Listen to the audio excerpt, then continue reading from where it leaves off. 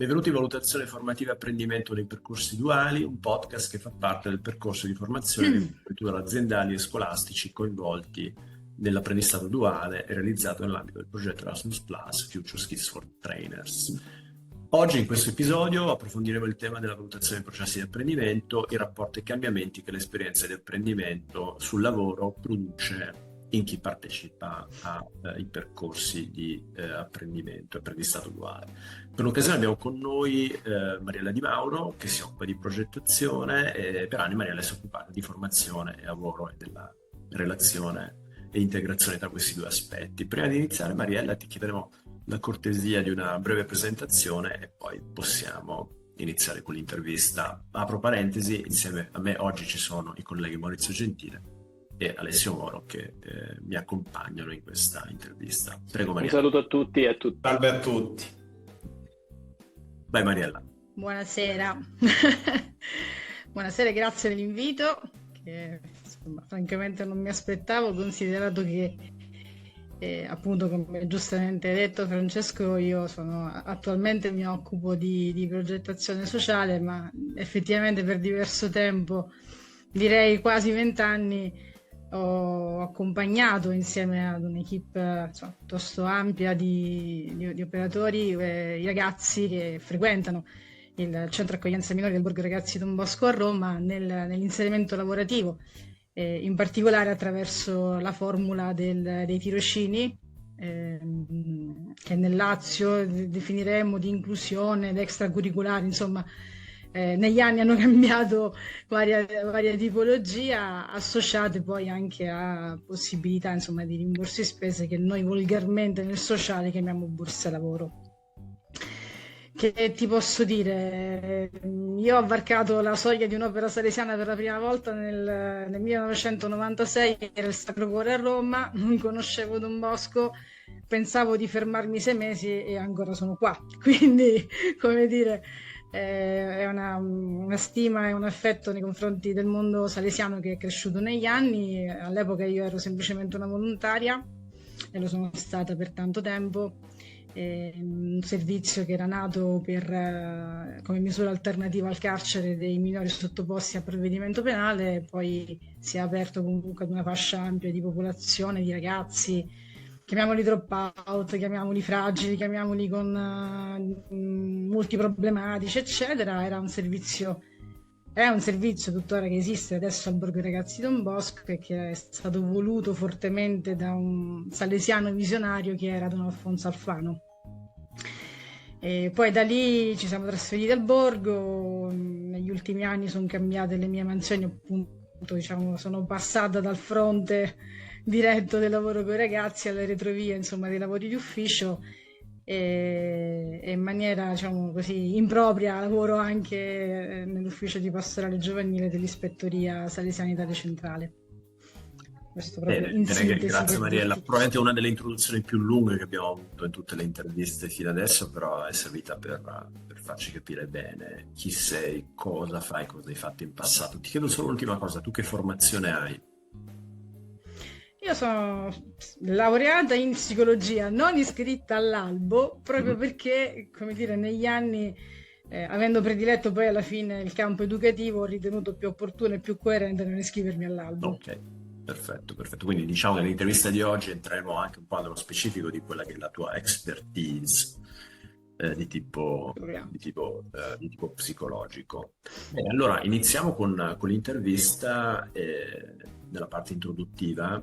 E come sai, questa intervista è focalizzata sul tema del cambiamento e sul tema del cambiamento che riguarda i ragazzi, nello specifico l'apprendimento. La prima domanda che ti faccio, anche pensando alla tua esperienza, da quello che ho capito dalla tua esperienza passata in prevalenza, quindi quando hai avuto modo di vedere l'evoluzione del cambiamento dei ragazzi coinvolti in attività di tirocinio, dall'inizio fino alla fine stessa, la prima domanda è molto semplice ed è questa. Dal tuo punto di vista, pensando proprio al punto di partenza degli allievi, ricordandoli prima dell'esperienza del tirocinio, secondo te quanto è stata poi significativa, quanto può essere significativa, se vogliamo generalizzare un po', l'esperienza di tirocinio formativo in termini di apprendimento? Quindi cosa effettivamente può cambiare di loro questa esperienza.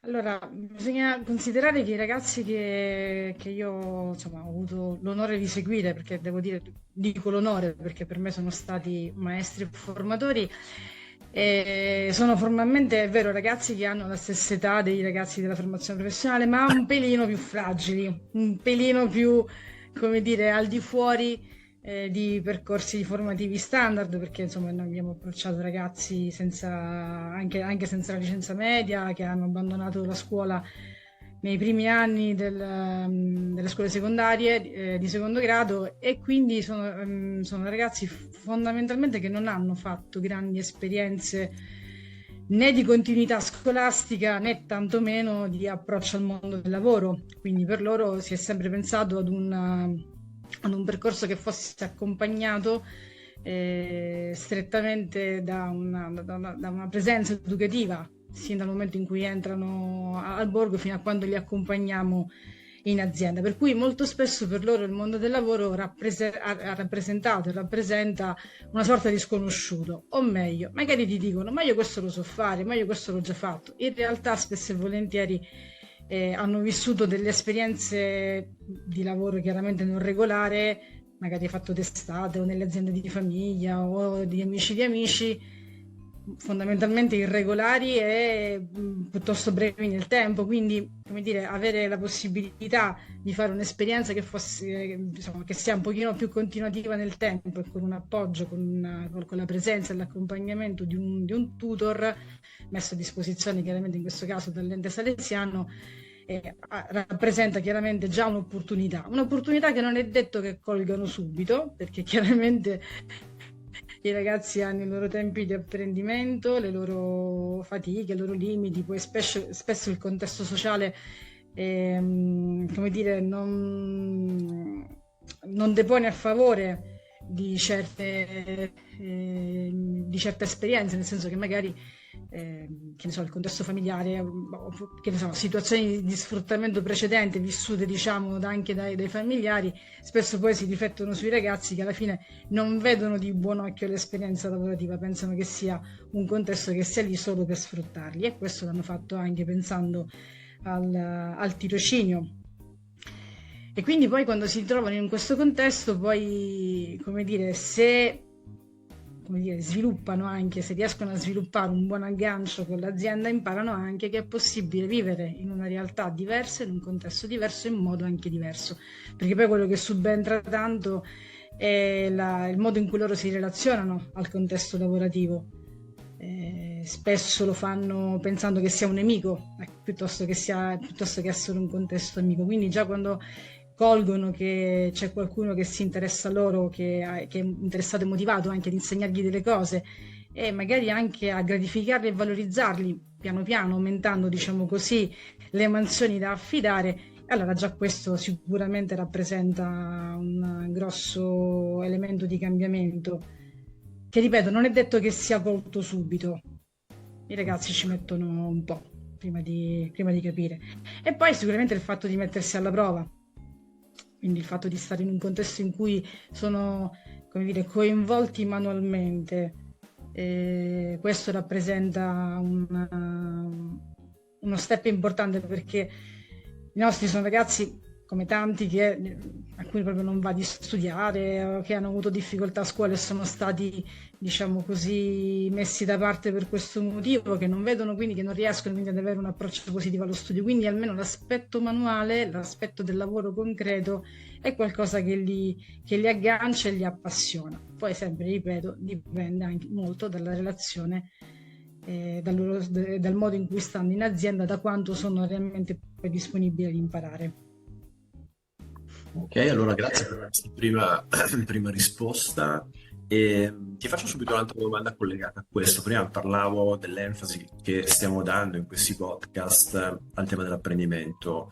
In realtà era già compreso nelle risposte che tu mi hai dato, quando parli di coinvolgimento manuale, di supporto da parte, supporto amico da parte di persone all'interno di un contesto, di mettersi alla prova, sono già tutti elementi che possono essere avvicinabili al tema dell'apprendimento. Però ti chiederei, anche perché questo ci consente già di iniziare a intravedere un primo bivio, se vuoi, o una ripartizione duale,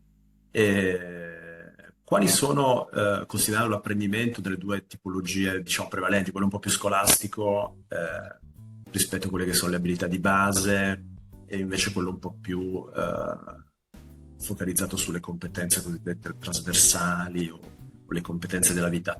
Dove hai visto in prevalenza questo tipo di miglioramento, di supporto nelle esperienze che hai seguito tu, considerando che non sono delle esperienze scolastiche, quindi è chiaro che anche la parte un po' più, diciamo, tradizionale, qualcuno direbbe cognitiva, formalmente non è prevalente, però insomma era giusto per capire in questa esperienza che cosa hai visto maggiormente tra queste due dimensioni.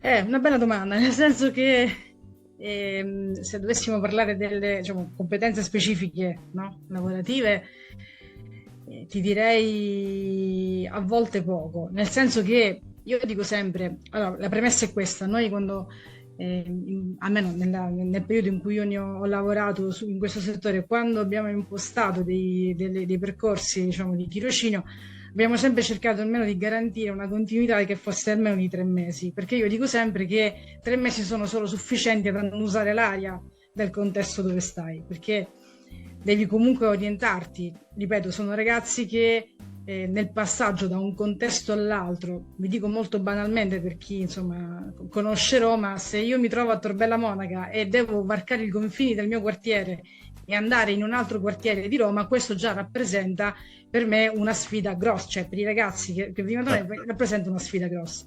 Quindi già il fatto stesso di concepirsi in un contesto, diciamo così, altro è già fondamentale. Quindi entri in un contesto lavorativo che possa essere, io dico la cucina perché prevalentemente ho seguito per la maggior parte tirocini nel contesto della ristorazione.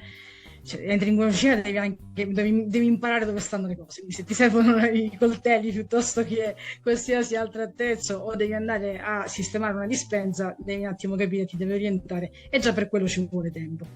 Quindi poi il momento in cui i ragazzi cominciano ad apprendere delle mansioni, delle abilità, diciamo così, più legate, no, al profilo professionale, già siamo al 3° mese e il tirocinio sta finendo. Per cui, diciamo così, se dovessi io considerare le competenze specifiche, ti direi proprio quelle di base. Io ho tantissimi ragazzi, li ho sistemati in cucina, almeno i primi 2 o 3 mesi l'attività era tagliare verdure, quindi pelare patate, tagliare pomodorini e qualsiasi altra cosa che sa a che fare col taglio, quindi difficilmente li trovi davanti a una padella a spadellare ad impiattare. Molto invece accade a livello di competenze, insomma, di soft skills, competenze trasversali, perché poi noi come servizio abbiamo sempre, passatemi il termine, utilizzato l'aspetto della formazione come pretesto per agganciarli da un punto di vista educativo, e noi stiamo parlando appunto di ragazzi che non dico non hanno regole, però comunque faticano, no, a gestire qualsiasi tempo della vita quotidiana, magari hanno lasciato la scuola e quindi proprio la giornata non ha cadenze, non ha scadenze, non ha modo, diciamo, non ha un fine, non ha una progettualità. E quindi già il fatto stesso di impegnarli per 4 ore al giorno, invitarli e premere perché arrivino in orario, invitarli e premere perché abbiano, come dire, che riescano a instaurare una relazione col datore di lavoro e con lo staff che sta all'interno del contesto lavorativo, già quella rappresenta una vittoria. Se poi ci aggiungiamo la capacità anche di, come dire, anche di saper piano piano imparare a risolvere dei problemi, no? E quante volte ce ne sono state, ma parliamo sempre guarda storto. E che vuol dire? Allora, nel momento in cui i ragazzi sono affiancati e sono accompagnati, no? Anche nel piano piano imparare a risolvere questi step, a capire che non è detto che il mondo ce l'ha con te o che comunque tu sei sbagliato, ma magari semplicemente non vi siete capiti, già questo rappresenta uno step importante. Poi chiaramente nei casi invece di ragazzi più, diciamo così, con maggiori abilità, Sicuramente una cosa che colpisce poi è lo scatto di maturazione che riescono a compiere nella misura in cui si sentono appunto coinvolti, protagonisti e sentono che appunto stanno in un contesto dove possono dare il loro contributo. Quindi, Daniela, diciamo, scusami, ti fermo un attimo qua perché poi tutte queste sono parti che rivedremo nella parte successiva dell'intervista, che è proprio dedicata all'approfondimento delle singole competenze. Quindi non voglio farti uno sgarbo nell'interromperti, ma semplicemente per evitare di anticipare troppi contenuti dell'intervista. Volevo però chiederti prima ancora un'altra cosa interessante, legata a una cosa interessante che tu hai detto prima del contesto amico, quindi immagino fatto di persone che per noi possono essere tecnicamente parlando i cosiddetti tutor aziendali se trasliamo questo nell'esperienza dell'apprendimento duale. E quello che volevo chiederti, che potrebbe essere interessante visto l'utenza dei nostri podcast, che tipo di supporto o di rapporto ti è capitato di avere con loro, con le persone che erano i responsabili sul campo dei tuoi ragazzi, anche per diciamo la gestione o anche per trasformare la loro esperienza nella migliore versione possibile di questa esperienza. Quindi se ci dici qualcosa su questo tipo di rapporto che tu hai avuto con loro o di ciò che ha caratterizzato anche il loro comportamento con i ragazzi, potrebbe essere una cosa interessante prima di passare poi a riprendere il discorso sulle competenze. sì.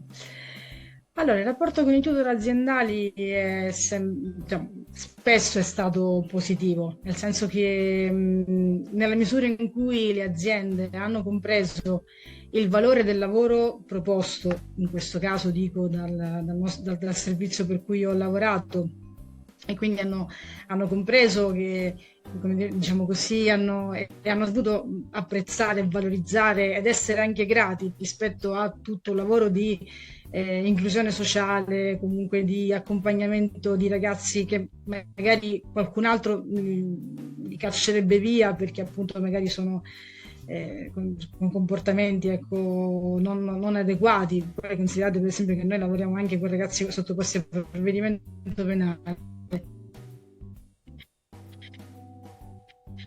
Quindi nella misura in cui le aziende hanno colto questo, contribuito e partecipato e voluto in qualche modo essere diciamo, protagoniste ma in senso buono, no? Anche di storie di riscatto e storie di valorizzazione dei ragazzi. Io non nascondo che in certe situazioni l'ho anche detto alle aziende quando accompagnavo da loro proponevo e poi li accompagnavo ragazzi con questo tipo di situazione proprio perché io penso, magari sbaglio, c'è sicuramente la privacy di mezzo, però nella misura in cui l'azienda è consapevole di certi percorsi è giusto che si senta parte di un processo di riscatto, perché comunque l'azienda diventa comunità educante in quel momento per i ragazzi e quindi, come dire, metterli a conoscenza secondo me è importante. Ma al di là di questo noi abbiamo cercato anche di instaurare delle alleanze, per cui per quanto io nel cuor mio chiaramente patteggiavo sempre per i ragazzi, in certe situazioni sapere di avere un'alleanza e quindi di fare, diciamo così, un muro benevolo rispetto a certi comportamenti, a certe prese di posizione, sicuramente è stato molto positivo. In altri casi, chiaramente, ma questo è umano, non abbiamo trovato la stessa attenzione. Io non ho mai detto non ho mai pensato che le aziende debbano essere un contesto educativo, cioè nel senso le aziende devono fare le aziende. Però nel momento in cui affidavamo dei ragazzi, se non c'era un minimo, come dire, di partecipazione e di attenzione della serie, i ragazzi vanno in ritardo e va bene, sono ragazzi, no, non mi sta bene. E allora, alla fine del tirocinio, ci stringiamo le mani, amici come prima, però io non ti tengo in considerazione. Quindi diciamo che in sintesi è stato sempre un buon rapporto con loro.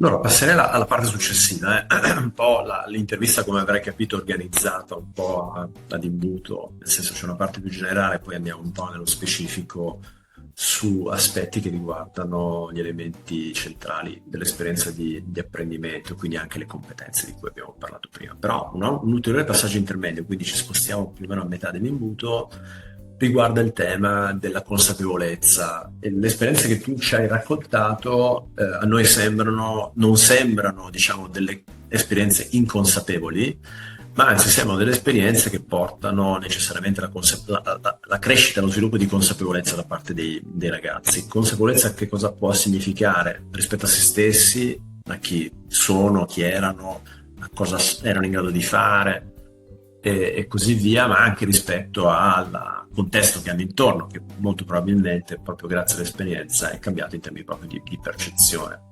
E quello che vorrei chiederti è se tu hai visto questo tipo di processo di crescita, di immersione della consapevolezza verso se stessi e verso l'ambiente, e se sì, quali sono state, se le hai viste o le hai anche magari agite, le strategie principali per favorire e facilitare questo tipo di consapevolezza, che in termine tecnico uno chiamerebbe metacognizione, che però in quei contesti significa prevalentemente iniziare a capire che è importante anche guardarsi dentro, esplorarsi e così via. Ecco, queste sono le due successive domande che ti faccio. Allora, insomma, rispetto rispetto, diciamo, all'acquisizione di consapevolezza dei cambiamenti su di sé, ripeto, si avvertono soprattutto quando noi abbiamo la possibilità di seguire i ragazzi per un periodo di tempo più continuativo, quindi quello che va anche al di là del tempo, diciamo, legato al tirocinio. Noi ogni volta che finiva il tirocinio, se non c'era la possibilità di essere assunti in azienda, abbiamo sempre proposto ai ragazzi comunque di rimanere agganciati anche per un percorso di ricerca lavoro, e quindi in qualche modo abbiamo sempre cercato di vederli in maniera continuativa nel tempo. Come fare a cogliere questo cambiamento? Beh, a volte attraverso per esempio le visite, quindi era fondamentale per me andarli a trovare. Io quando ci riuscivo anche ogni 15 giorni, ma a volte poi diventavano tanti e non ci si riusciva. E allora magari vederli alla prova, vederli lavorare, constatare, no, i cambiamenti anche di mansioni che magari loro potevano vivere, no, durante l'esperienza, e rimandare loro che stavano crescendo, che stavano compiendo sicuramente un percorso importante. Già questo era per loro uno stimolo. I ragazzi non riflettono facilmente su se stessi, almeno questa è stata la mia esperienza quando io li incrociavo all'inizio, magari per quello che noi chiamiamo percorso di accoglienza / orientamento, insomma, cercare di sviscerare dei contenuti, insomma, delle riflessioni partendo da domande semplici non è mai stato facile. Quindi già nella misura in cui, passando qualche mese, dando anche dei rimandi positivi o anche, diciamo, dei rimandi realistici rispetto all'esperienza di tirocinio, si vedeva in loro dei cambiamenti, loro insomma, ci pensavano, e poi dopo un po' di tempo dicevano: ma sì, ma forse c'hai ragione. Quindi fondamentalmente un po' il rimando e la riflessione anche metacognitiva sui piccoli passi, no? Noi abbiamo sempre amato un po' la legge dei piccoli passi. Se devo arrivare a 10, devo prima arrivare a 1, poi fare 2, poi fare 3, e quindi a 10 poi ci arrivo. Poi magari abbiamo anche durante i tirocini, noi soprattutto quando dovevamo anche erogare le borse lavoro, abbiamo sempre convocato i ragazzi in sede per consegnare, diciamo, il rimborso spese. Anche quello diventava un'occasione, con delle piccole schede, insomma, di aiutarli un pochino a riflettere sui passaggi. Inizialmente ti dicono: vabbè, ma che cosa devo rispondere? Qua non c'è niente da rispondere. In realtà poi con la domandina, con il racconto: guarda, io ho visto questo, quindi magari forse qualcosa è migliorato. Ah sì, effettivamente hai ragione. E allora poi lì un po' si sbottonano e riescono anche a cogliere insomma qualche cambiamento, però molto lo fanno sulla base di quello che tu gli hai rimandato. Ok, allora in genere quando esce poi la parola scheda, rubrica, si accende il quadratino di Maurizio. Aiuto! No, niente che sia, diciamo, strutturato, ufficiale, test psicotitudinale e compagnia cantante, no. No, era giusto per proporre a Maurizio, ma anche ad Alessio, un eventuale approfondimento su questo tema, che mi sembra molto congruente rispetto a tutto il discorso sulla valutazione formativa. Ciao.